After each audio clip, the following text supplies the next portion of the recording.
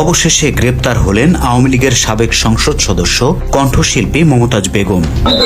শিল্পী মমতাজকে আদালতে তোলা হচ্ছে, আপনারা দেখতে পাচ্ছেন সরাসরি ঢাকা পোস্টে।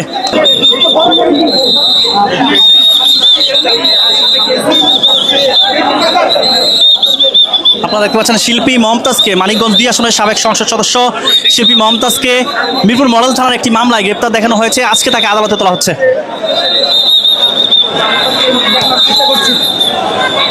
7 দিনের রিমান্ড আবেদন চাইবে পুলিশ।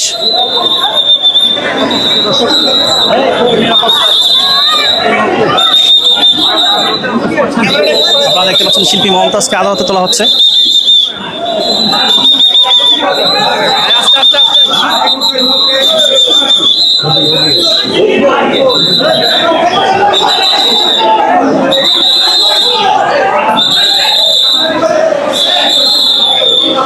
শিল্পী মমতাজকে আদালতে তোলা হচ্ছে, আপনারা দেখতে পাচ্ছেন সরাসরি ঢাকা পোস্টে।